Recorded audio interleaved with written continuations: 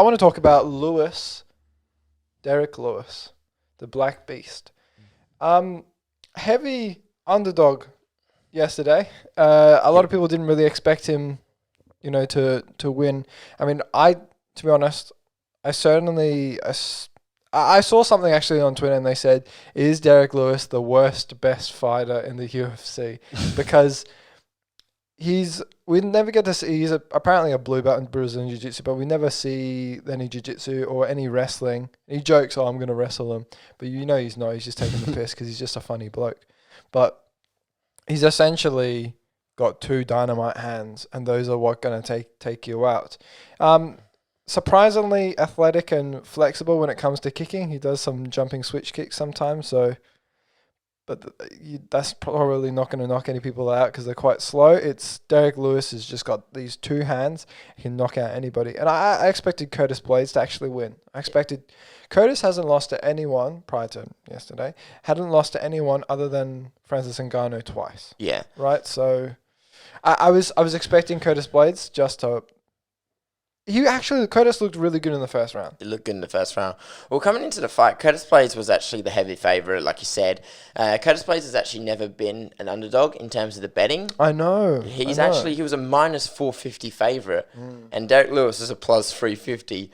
Those are huge odds in terms of disparity. I think ESPN actually mentioned that it's one of the greatest disparities in betting odds, in terms of heavy favourite and heavy underdog, since Michael Bisping beat Luke Rockhold for the second time. He was a minus 400.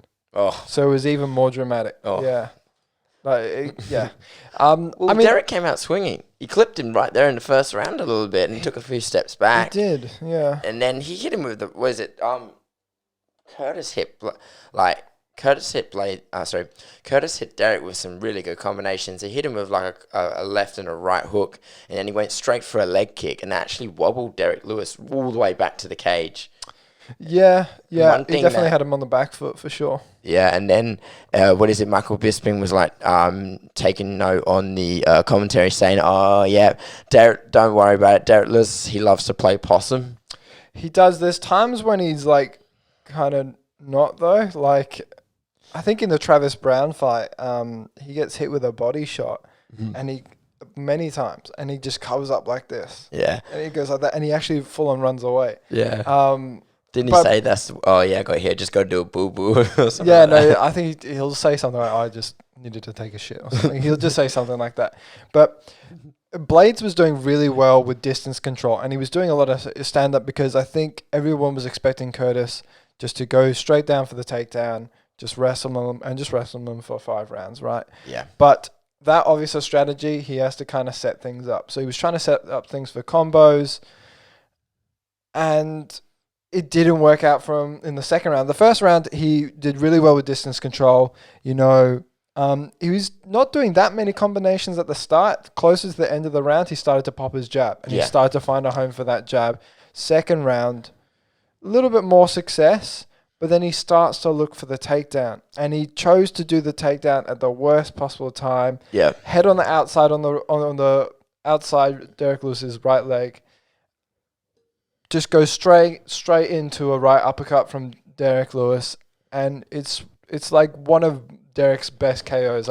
Derrick's got tons of really good KOs, but as soon as he got him, he just looked like he was just falling back into a coffin. He was like... Two things. Did you see that meme where it's Dan Henderson when he knocked out what's his name, Michael Bisping? It's got him doing that hand up in the air, and then it had next to Derrick Lewis, and it's got what's his name, Mike Goldberg, going virtually identical. Yeah. And then the second one was there's this meme that's going around on Instagram lately. I'm not sure if you've seen it. But someone takes all the bodies of people that they got. Yeah, I know, and they say, "Oh my God, Nate Robinson's still in the cage." It's bad. It's bad, man.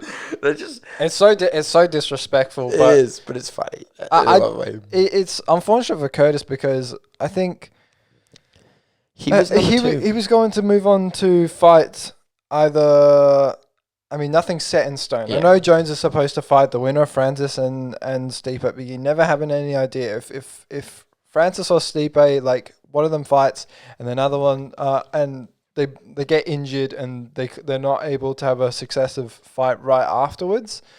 You never, or someone retires. It's very wishy-washy. Even though you say, oh, Jones is going to fight the winner of Francis and Stipe, it's never set in stone until it actually happens. You could have made the argument that if something did happen, Blaydes could welcome Jones into the heavyweight division, and that could be almost his like warm-up to heavyweight. Now, I'm not saying Blaydes is any slouch, considering he was the heavy favorite, and he always has been the heavy favorite for most of his UFC fights. I think almost all of them. Yeah.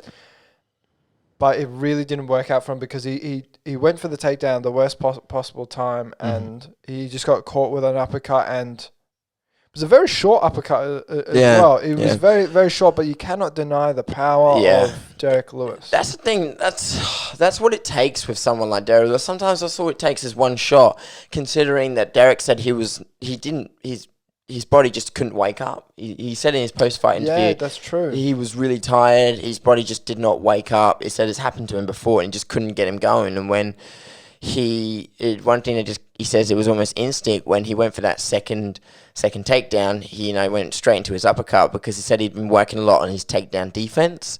He was also been working on that shot as well. Yeah, and he had like a... He said his boxing coach was called Hondo.